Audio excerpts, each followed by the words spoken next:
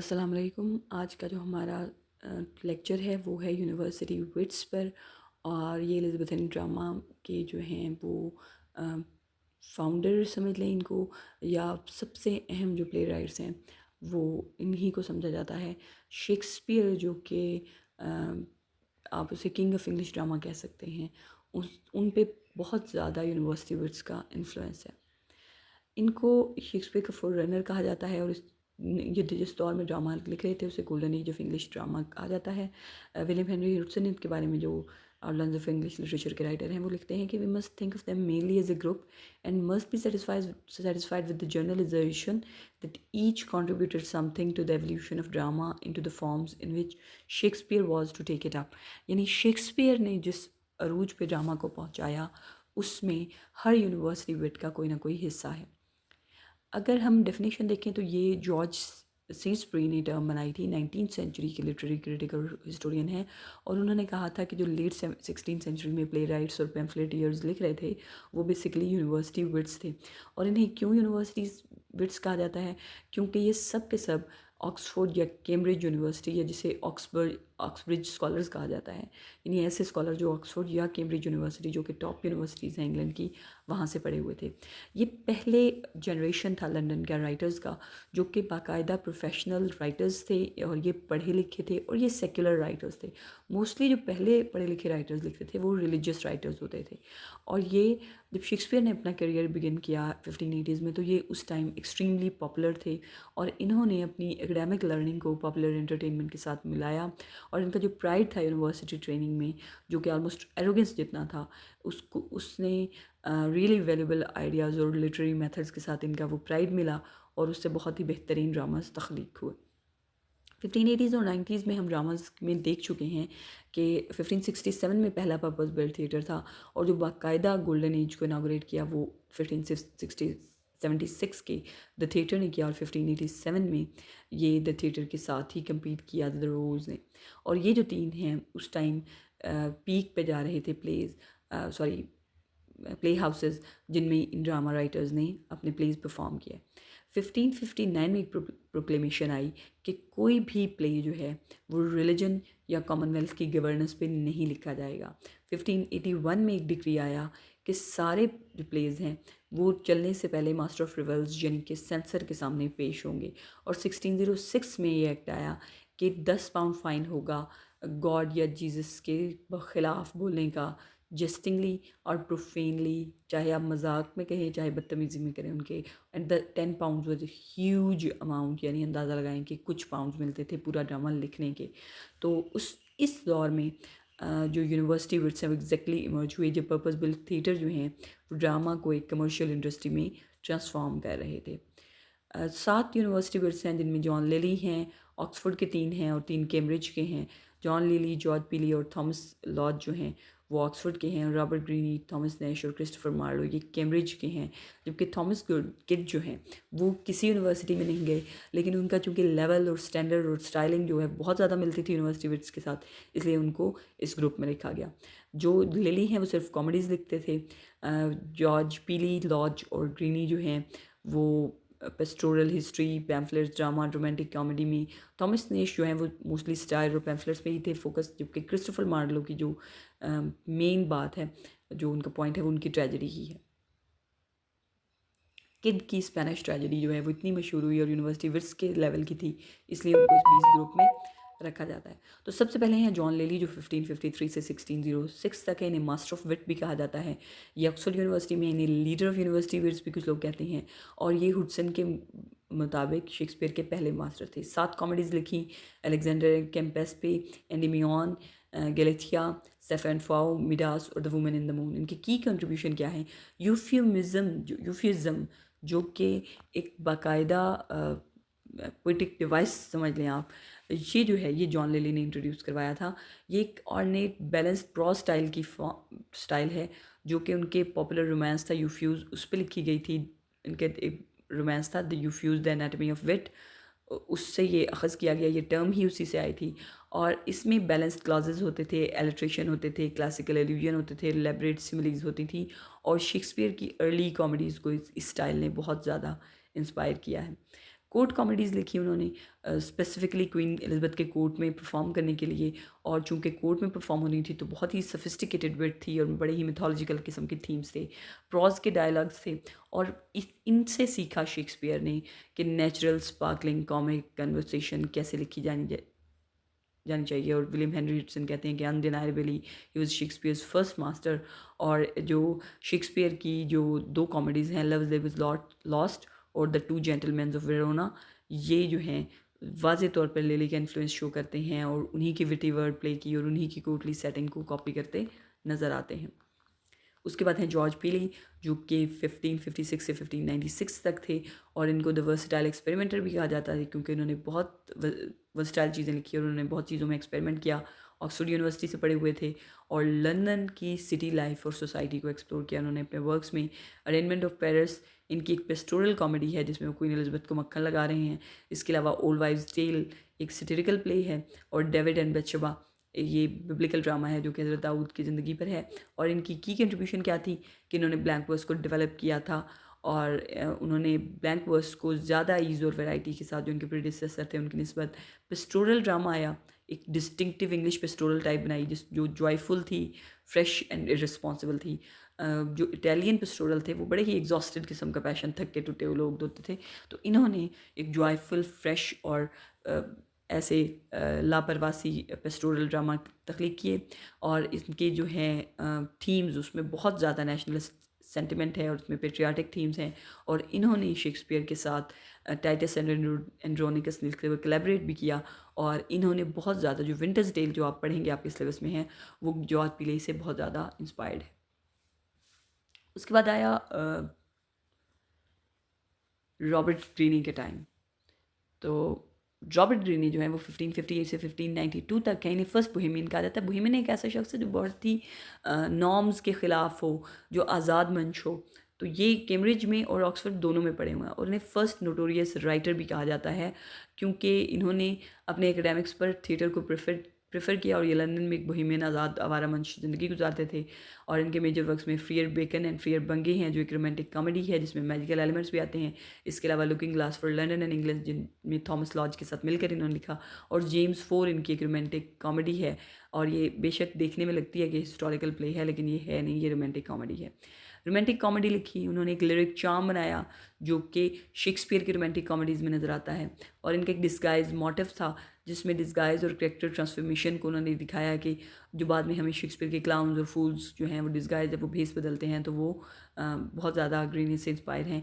इन्होंने पैम्फलेटियरिंग स्टार्ट की जिसमें इन्होंने एक बड़े ही सेंसेशनलिस्ट किस्म के पैम्फलेट गए लिखे। लर्न लो लाइफ में उन्होंने डिस्गाइज सिखाया शेक्सपियर के क्लाउन के फूल्स को। अच्छा, जो इनकी इनफेमस लेगेसी है वो है अपस्टार्ट क्रो। अपस्टार्ट क्रो हम देखेंगे बाद में कि ये क्या है। इनकी एक बुक थी टाइप थी जिसमें उन्होंने लिखा ग्रीनीज ग्रोथ्स वर्थ ऑफ वर्ट, जिसमें उन्होंने शेक्सपियर को कहा कि ये एक अपस्टार्ट क्रो है। अपस्टार्ट मतलब ऐसे लोग जो नए नए नदौलतिये टाइप जो जा रहे होते हैं, और क्रो मतलब कौवा। अब यानी बाकी सारे ये जो हैं ये हंस हैं या अच्छे परिंदे हैं, और जो शेक्सपियर हैं वो अपस्टार्ट क्रो हैं। और ये पहली बार हुआ था कि शेक्सपियर को मेंशन किया गया था किसी बुक में। थॉमस नैश जो हैं जो कि 1567 से 1601 तक थे, ये जर्नलिस्ट थे और ये कैम्ब्रिज यूनिवर्सिटी से पढ़े। इन्हें बॉर्न जर्नलिस्ट भी कहा जाता है। ये पैम्फलेटियर भी थे, पैम्फलेट्स छोटे छोटे लिख के भेजते और इन्होंने ग्रीनी और मार्लो के साथ कोलैबोरेट भी किया। इनके मेजर वर्क्स में अनफॉर्चुनेट टेलर्स हैं जो कि फोरनर थे इंग्लिश नावल का, और इस बहुत ज़्यादा जो इंग्लिश नावल है वो इनकी जो ड्रामा है उससे इंस्पायर हैं। इसके अलावा समझ लास्ट विल एंड टेस्टामेंट ये इनका इकलौता प्ले है जो अब तक सर्वाइव कर रहा है। और इनका जो अनफॉर्चुनेट ट्रैवलर है ये इनका प्रॉज वर्क था, और ये एक पिक्चरेस्क नैरेटिव था जिसे कहा जाता है कि ये शायद नॉवल की अर्लीस्ट फॉर्म भी समझी जा सकती है। इनके पैम्फलेट्स में एक स्टेरिकल एनर्जी थी और ये हिपोक्रेसी और प्रिटेंशन जो है उस पर बहुत ज़्यादा क्रिटिसाइज़ करते हैं। और इन्होंने के बारे में ख्याल किया जाता है कि शायद जो हेनरी 6 का पार्ट 1 है उसमें इन्होंने कोलैबोरेट भी किया था। इनकी टंग जो है वो बहुत ही तेज़ थी और ये हर कोई भी इनकी लिटरेरी फ्यूड से बच नहीं सका। इनकी हर टाइम लड़ाइयाँ होती थी। और ये एक सीरीज़ ऑफ पैम्फलेट्स थे जिसमें गैब्रियल हार्वे और थॉमस नैश जो है एक दूसरे के ख़िलाफ़ पैम्फलेट लिखते थे और इस पूरे सीन को हार्वे नैश कंट्रोवर्सी कहा जाता है। थॉमस लॉर्ड जो हैं वो एक वर्सटाइल पैम्फलेटियर्स थे। ये लंदन के लॉर्ड मेयर के बेटे थे, जो कि बड़ा ही अनयूजुअली हाई सोशल स्टेटस है। इसके अलावा ऑक्सफोर्ड में पढ़े थे, कैम्ब्रिज में भी पढ़े थे, और ये बहुत ही वॉल्यूमियस और एनर्जेटिक पैम्फलेटियर थे। और इनके एक मेजर वर्क्स जो हैं looking glass for London and England, जो इन्होंने रॉबर्ट ग्रीनी के साथ मिलकर लिखा था। इसके अलावा जो इनका इकलौता सोलो प्ले जो कि क्रॉनिकल ऑफ हिस्ट्री है, the wounds of civil war, वो है। इसके अलावा रोज़लैंड इनका एक प्रोज रोमांस है। और ये जो शेक्सपियर का ड्रामा है एज यू लाइक इट, उसका डायरेक्ट सोर्स है, बहुत ज़्यादा इंस्पायर है शेक्सपियर इस ड्रामा से, प्रोज रोमांस से। इनके की कंट्रीब्यूशन क्या थे? इन्होंने स्टीफन गॉसन्स का जो प्यूरिटन अटैक है द स्कूल ऑफ अब्यूज़ पे, उसके मुकाबले में थिएटर को डिफेंड किया था। इन्होंने हेनरी सिक्स को इनके बारे में कहा जाता है कि शायद शेक्सपियर को हेनरी सिक्स लिखने में भी हेल्प किया था। इसके अलावा इनका जो प्रोज रोमांस है रोज़लैंड, वो उसने शेक्सपियर को एक प्लॉट दिया, एक करेक्टर दिया और सेटिंग दी, जिस पर बाद में शेक्सपियर ने अपना drama as you like it लिखा। अनयूजुअली ऑफ विट, मतलब मोस्टली जो विट्स थे उन्होंने अपना पूरा का पूरा जो लाइफ है वो डेडिकेट की थी प्ले राइटिंग को। लेकिन ये जो लॉज हैं, इन्होंने थिएटर को छोड़ा, मेडिसिन पढ़ी, एक सक्सेसफुल फिजिशियन बने, और 1625 में मोस्टली यूनिवर्सिटी विट्स को अगर आप देख रहे हो तो उनकी बहुत ज़्यादा एजेस नहीं हैं, लेकिन ये उन सबसे लंबी ज़िंदगी जिए, और ये 1625 में इनकी डेथ हुई। थॉमस किड जो हैं वो 1558 से 1594 तक हैं। मोस्टली अब अगर आप यूनिवर्सिटी वर्स देख रहे हैं तो ये एलिज़ाबेथन दौर में ही इनकी डेथ हो गई है। तो सक्सेसफुली कमर्शियली सक्सेसफुल होने के लिए लोग जो हैं वो लोग हैं जो कि एलिज़ाबेथन दौर के बाद तक ज़िंदा रहे। अच्छा, इनकी कोई भी यूनिवर्सिटी एजुकेशन नहीं थी। एक लंदन के स्क्रिवनर के बेटे थे, और इनका ज़्यादातर वर्क जो है वो चूँकि सर्वाइव नहीं कर पाया, और ये इन्हें टॉर्चर से मारा गया था एज 36 ईयर्स एज में, क्योंकि इन पे शक किया गया था कि ये शायद एथीस्ट हैं, मुल्हिद हैं। और उस ज़माने में जो कि शदीद किस्म की रिलीजियसली पोलराइज सोसाइटी थी, उसमें मुल्हिद होना बहुत शदीद जुर्म था। इनके मेजर वर्क्स जो हैं वो जो स्पेनिश ट्रेजेडी हैं, जो अराउंड 1587 में लिखे, और उस ज़माने में उनका सबसे पॉपुलर प्ले था, और शायद 1634 तक 10 बार एडिशन छप चुके थे इसके। इसके अलावा इनका एक प्ले जो खो गया, जिसके बारे में कुछ खास खबर नहीं है, और हेमलेट, और ये कहा जाता है कि ये जो है शेक्सपियर के हेमलेट बहुत ज़्यादा इससे इंस्पायर था।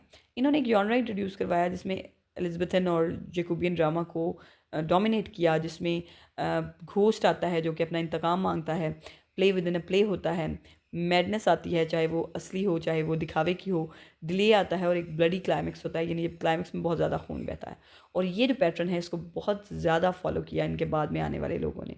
इनका स्टेज क्राफ्ट बहुत ही एक्सेलेंट था कि ये ऑडियंस को अपनी सीट से ग्लू करके रखते थे।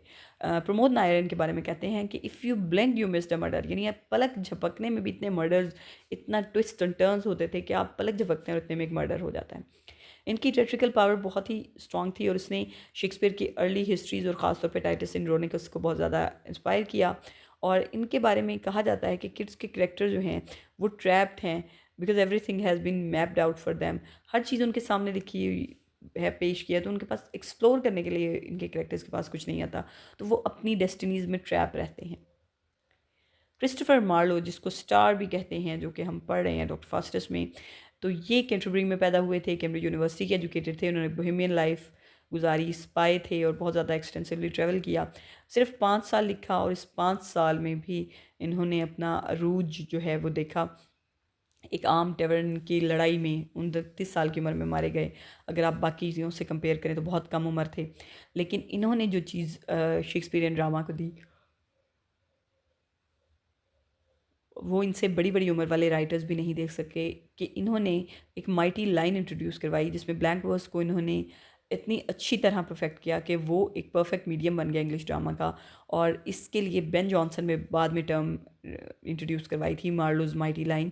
और इनका जो प्रोटैगनिस्ट है वो आर्चीटाइप होता था, एक टाइटैनिक एम्बिशियस हीरो, जो कि डिवाइन और ह्यूमन लिमिट्स को डिफाई करता है।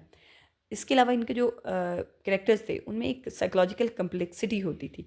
इनर लाइफ जो हैं वो उनकी पावर हंग्री ऑब्सेसिव किस्म के कैरेक्टर्स होते थे, जैसे हम फॉस्टर्स को देख रहे हैं कि वो मार्लो के कैरेक्टर पेट रॉजर्स कहते हैं इसलिए ट्रैप होते थे क्योंकि उनके पास कोई मैप होता नहीं था। जिस तरह किड के कैरेक्टर्स के पास हर चीज़ मैप्ड आउट होती थी, इसी तरह मार्लो के कैरेक्टर्स को पता नहीं कि वो क्या करना चाहते हैं। जैसे फॉस्टर्स हम देख रहे हैं, is a confused soul.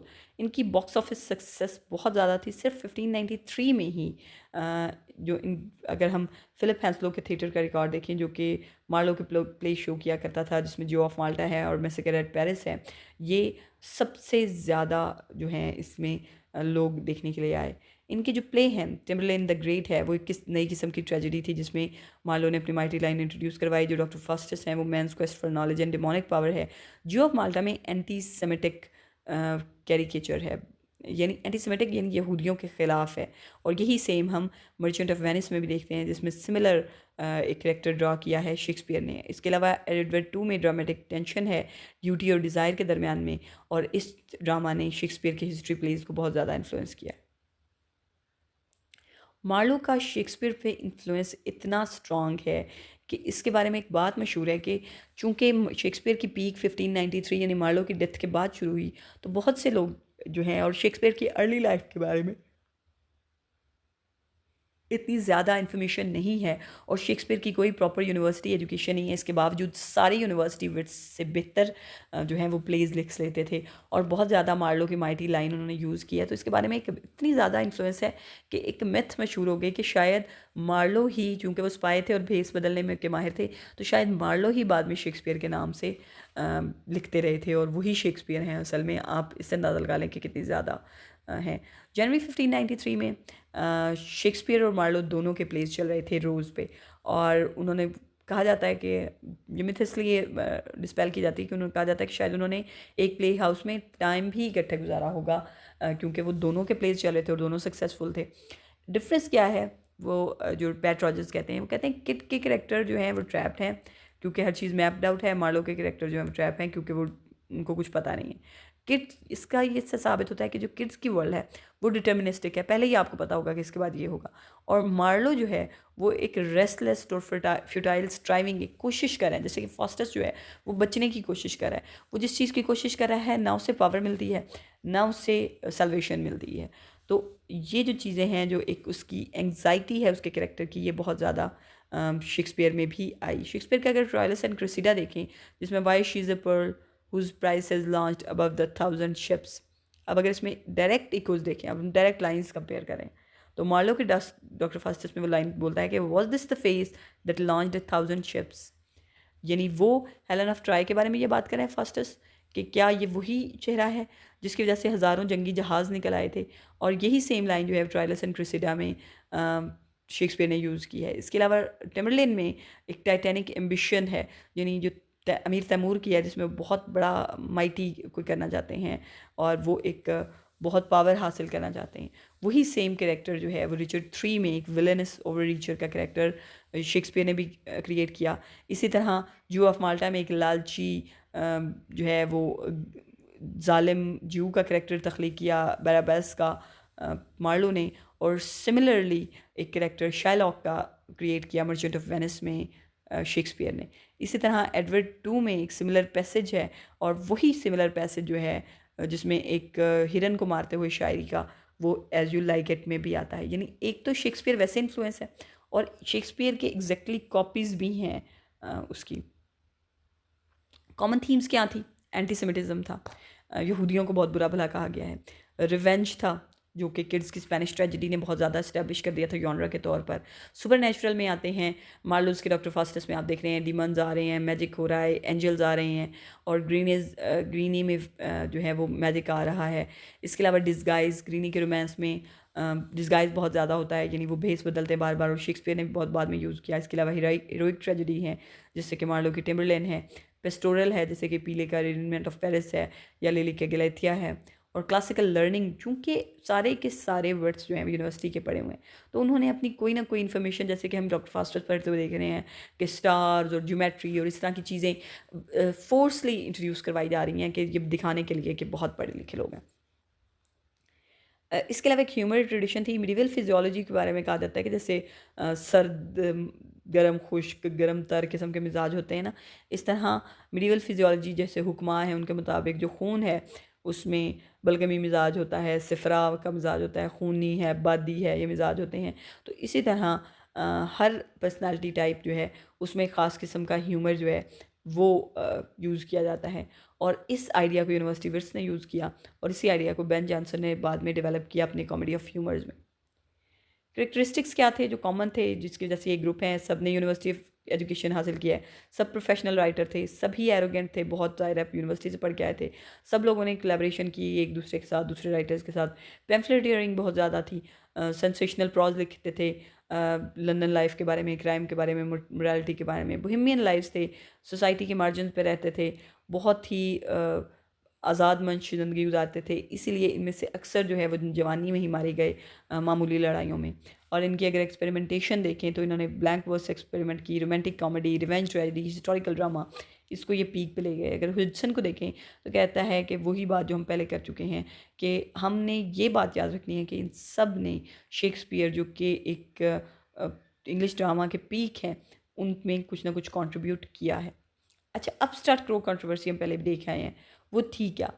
Greeny ने अपने एक राइटिंग में लिखा था, ग्रीनी ग्रोड्सवर्थ ऑफ वेट में एक लाइन लिखी थी, बल्कि एक स्टैंजा लिखा था, जिसमें उन्होंने कहा था कि there is an upstart crow beautified with our feathers that with his tiger's heart wrapped in a player's hide, suppose he's well able to bombast out a blank verse as the best of you, and being an absolute Johannes factotum in his own conceit, the only Shakespeare in the country.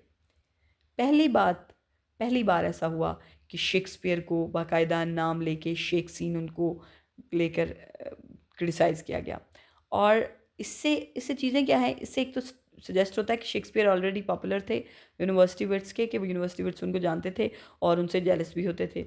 और दूसरा, वो Shakespeare को plagiarism, वो कहते हैं कि हमारी चीज़ें कॉपी कर करके लिखता है। और अभी तक वैसे मॉडर्न स्कॉलर्स देखते हैं, वो कहते हैं कि नहीं, ये एक कम्पिटिटिव जेलसी का रेट्रिक था, लेकिन इससे शेक्सपियर पे प्लेजरिज्म का इल्ज़ाम भी लगता है। अच्छा, आयरनी ये है कि ये कहते हैं कि शेक्सपियर एक आउटसाइडर हैं, जबकि वो खुद एक यूनिवर्सिटी विट हैं जो कि बाहर से आए थे स्टेज ड्रामा में, क्योंकि स्टेज ड्रामा में उस टाइम लो लेवल के अनपढ़ लोग, कम पढ़े लिखे लोग होते थे और वो सोशली इन्फीरियर लोग होते थे, जबकि यूनिवर्सिटी विट्स जो हैं वो सोशली सुपीरियर लोग थे। और वो खुद इस बात को बुरा समझते थे कि थिएटर और थिएटर से रिलेटेड चीज़ों को इन्फीरियर समझा जाता है, लेकिन अब वो खुद ही बिलिटल कर रहे थे। अच्छा, अब ये जो फ्रेज़ है, इसका एग्जैक्ट मीनिंग क्या है? अपस्टार्ट क्रो यानी नदौलतिया किस्म का कौवा जो कि अपने औकात से बढ़ गया है, उसको करें। ब्यूटिफाइड विद आवर फेदर्स का मतलब है कि हमारे फेदर्स लगाकर खुद को खूबसूरत बना लिया, यानी हमारी चीज़ें चोरी कर करके, हमारी लाइंस चोरी कर करके डाली हैं। Tigers heart wrapped in a players hide में, इसमें हेनरी सिक्स की एक लाइन है पार्ट 3 की, O tiger's heart wrapped in a woman's hide में, जो कि शेक्सपियर ने लिखी थी, उसको रीफ्रेज़ किया है उन्होंने उसका मजाक उड़ाने के लिए। और शेक्सीन जो है वो लाजमी तौर पर ज़ाहिर है शेक्सपियर को उसको डिग्रेड करने के लिए उसका नाम चेंज किया गया। तो इससे एक तो ये पता चलता है कि ये लोग जेलसी आ रही थी, और दूसरा ये कि ये एक दूसरे को क्रिटिसाइज़ करते थे, और तीसरा ये कि वाकई शेक्सपियर ने बहुत ज़्यादा यूज़ किया इनको। लिली से कॉमिक डायलॉग लिए शेक्सपियर ने, कोटली कॉमेडीज देखी, सूफिस्टिक स्टाइल देखा, पीलेस ने blank verse technique, pastoral element और टाइटस में कोलैबोरेशन भी की थी। ग्रीने से रोमांटिक कॉमेडी स्ट्रक्चर, डिस्गाइज का मोटिव और लिरिक चार्म सीखा। नेश से हिस्टोरिकल एनर्जी, पॉसिबल कोलैबोरेशन भी शायद की थी हेनरी सिक्स में। लॉज जो है का रोजालैंड वो सोर्स है बाकायदा एज यू लाइक इट का। किड्स से रिवेंज ट्रेजेडी का स्ट्रक्चर सीखा, और अर्ली हिस्टोरिकल जो प्लेस थे वो किड्स से इंस्पायर थे। और मार्लो से blank verse perfection, overreaching hero और साइकोलॉजिकल डेप्थ। अब स्टेनले वेल्स कहते हैं, जो कि एक ऑक्सफोर्ड के एकेडमिक हैं, वो कहते हैं कि शेक्सपियर ने इनके फुटस्टेप को फॉलो किया, उन सबसे सीखा और कुछ की नकल भी की। ख़ास तौर पे अपने लंदन के अर्ली डेज़ में, जो वो शायद राइटर और एक्टर के बारे में काम करते रहे थे, उन्होंने बहुत से प्लेस देखे होंगे और उनका इन्फ्लुएंस अब्जॉर्ब किया होगा, और उनके साथ शायद उन स्टेज पे एक्ट भी किया होगा और पढ़ा भी होगा, इसलिए। अच्छा, अब यूनिवर्सिटी विट ने अचीव क्या किया? एक तो उन्होंने प्ले राइटिंग को प्रोफेशनलाइज किया, दूसरा उन्होंने ड्रामेटिक जनरल्स नए नए डेवलप किए, ब्लैंक वर्स को परफेक्ट किया, ओवर रीचर एक क्रिएट किया, मिडीवल और मॉडर्न को ब्रिज किया, और शेक्सपियर के लिए वे एक जो रास्ता है वो बनाया है। और इलियट जो है वो कहते हैं कि पहले great wave of stage writers हैं जिन्होंने मिडीवल मॉडर्निटी से इंग्लिश ड्रामा को ट्रांसफॉर्म किया, और जो रिनाइंसा का सोफिस्टिकेटेड लिटरेचर है उसमें टर्न किया। अगर क्रोनोलॉजिकल व्यू देखें 1564 में दोनों मार्लो और शेक्सपियर पैदा हो रहे हैं, 76 में थिएटर बिल्ड हो रहे हैं, 78 से लिलीज़ की यूफ्योज पब्लिश हो रही है, 87 में टिम्बरलेन परफॉर्म किया गया है जो कि मार्लो का ब्रेक थ्रू था, 87 में ही रिवेंज स्पेनिश ट्रेजेडी परफॉर्म किया गया है, 88 और 92 में मार्लो का पीक पीरियड है क्योंकि उनके तीनों ड्रामास चल रहे हैं, फास्टेस्ट यू ऑफ माल्टा और एडवर्ड टू। 1592 में ग्रीनी ने शेक्सपियर को अटैक करना शुरू कर दिया है, 1593 में मार्लो को डेप्टफोर्ड में मार दिया गया, 1594 में किड की डेथ हो गई और नेश का अनफॉर्चुनेट ट्रेवलर पब्लिश हुआ और मार्लो की डेथ हो गई, किड की डेथ हो गई, बाकी लोग जवाल की तरफ जाना शुरू हुए। तो शेक्सपियर का जो अर्ली पीरियड है अरूज का वो आना शुरू हुआ और 1603 में ये इरा एंड हुआ।